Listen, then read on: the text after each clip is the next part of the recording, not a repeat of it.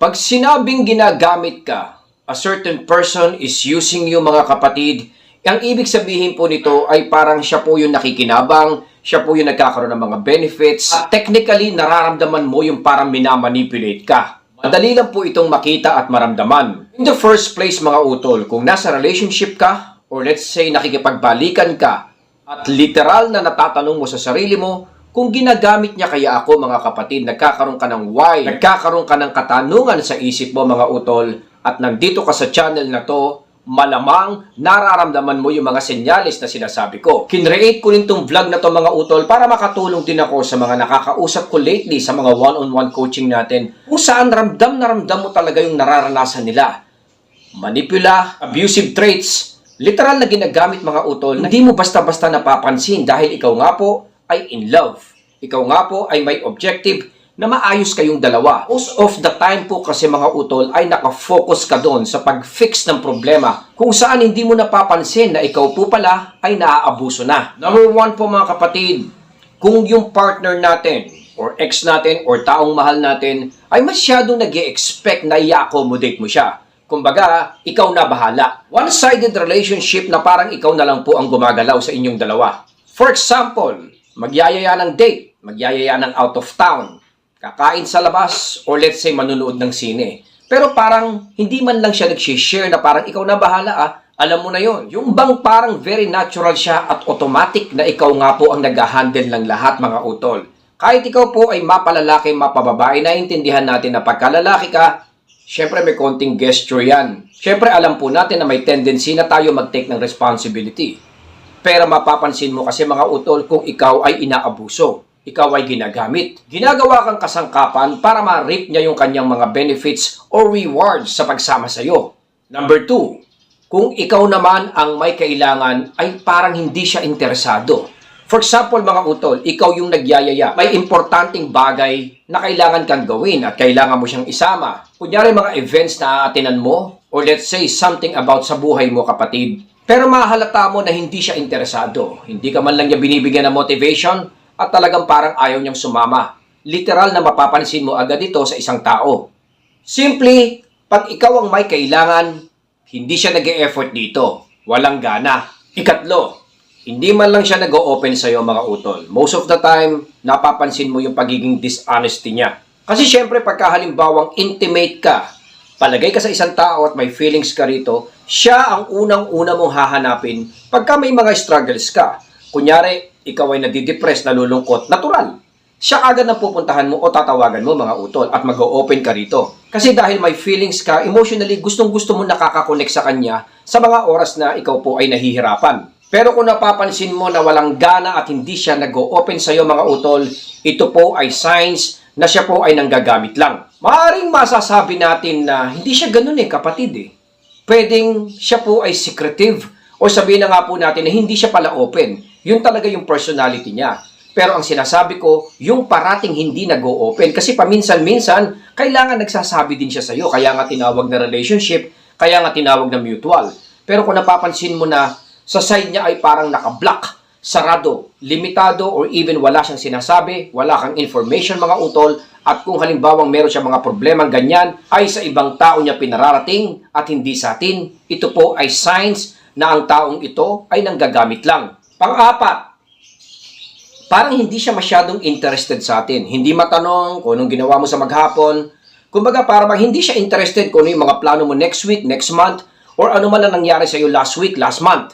Yung parang pagka nakita ka, ayos lang, kamusta naman? Mapapansin mo yung coldness mga utol at dryness. Kasi pag ang tao ay so interested sa'yo, talagang bubusisiin ka. Mapapansin mo yung minsan parang ini-interrogate ka pa kapatid at tanong ng tanong. Yung bang parang punang-puna mo na hindi siya interesadong malaman kung anong ginagawa ng pamilya mo, sino ang nanay, tatay, mga magulang mo, sino yung mga kapatid mo, sino yung kaibigan, best friend mo na kasama mo kahapon. Yung bang parang ang gusto na lang niya ay nandun ka sa tabi at harapan niya to serve, to accommodate, or to take care of him or her. Parang yun na lang yung mahalaga at hindi na siya interesado kung ano nangyayari sa buhay mo. Another one is yung pakiramdam mo na parang hindi ka protektado, hindi ka carefree, hindi ka secure pagkakasama mo siya. Yung parang wala siyang pakialam, and emotionally parang binabaliwala ka niya, pwede mong i-test ito eh. For example, magkwento ka, uy, alam mo, sa school namin, sa trabaho namin, merong gumagawa ng issue sa akin na ganito, or merong nag-aabang sa akin na ganito, or napapansin ko dun sa kapitbahay namin, merong tingin sa akin ng tingin na ganito. Kung mapapansin mo, nasasagot siya na, ay nako, yaan mo lang yun, wala lang yun.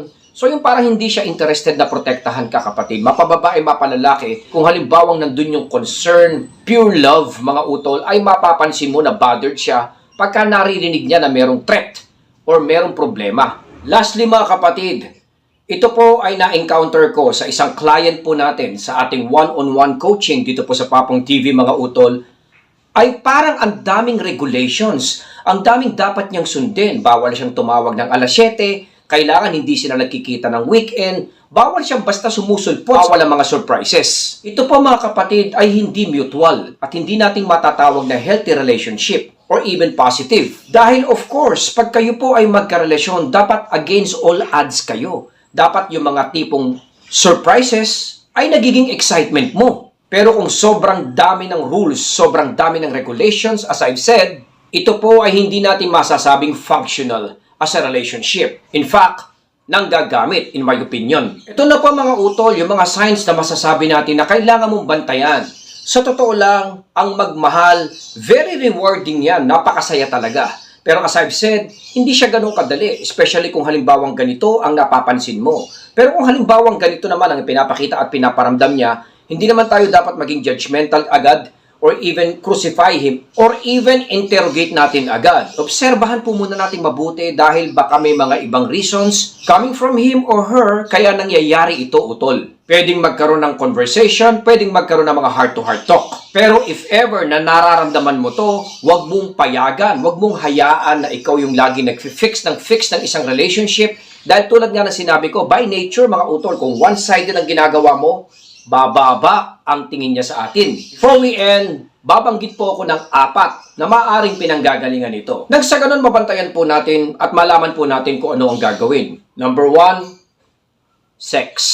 Pagkahalimbawang laman, typical romance lang ang habol niya sa atin, natural na mapapansin mo na parang ginagamit ka lang. Na para bang masyadong excited siya pagkahalimbawang merong ganon. At napapansin mo naman na dismayado or disappointed siya kung halimbawang hindi natutuloy yon. Number 2, siya po ay ma-pride at naghahanap nga po ng ego boost. Dahil kung halimbawang napapansin niya na parang kinakaya kanya, mga utol, nagkakaroon siya ng inner strength. Napapansin niya yung pagka-dominant niya rito. Kadalasan nga kahit hindi naman ganun ka-interesado or binabaliwala ka, yung masabi lang na syota ka niya, partner ka niya, napapansin mo yung pagiging proud niya, mga utol. Ito po ay gumagamit ng ego. Number 3, material na bagay. Regalo, pera, mga bagay na talaga namang hinihiling niya, mga kapatid, kung ito po ay naibibigay mo at patuloy na nagiging red flag siya sa paghingi at pagstay sa relationship pero hingi lang ng hingi, mga utol, ito po ay signs ng panggagamit. At lastly dito, pastime. Yung parang wala lang magawa, walang makasama, ginagamit ka bilang sidekick, mga kapatid, companion, or whatsoever. Alam ko to, mga utol, dahil meron po akong client dati na parang siya yung pinapaasikaso ng lahat. SSS, NBI, kung ano na lang ang iutos, mga utol, ay talaga namang sinusunod niya. Ang pakiramdam niya kasi ay kailangan i-accommodate niya yung partner niya or even ex niya. Pero ang problema dito, mga utol, nagpapagamit din kasi tayo at nagagamit nga tayo ng literal. Kaya ako ginawa tong vlog na to, mga utol, dahil kung halimbawang ikaw ay nandito sa ganitong situation, huwag ka na magpakalalim. Huwag mo nang pabayaan ito. Pick up your life, mga utol. Kung kailangan natin mag-walk away, gawin natin.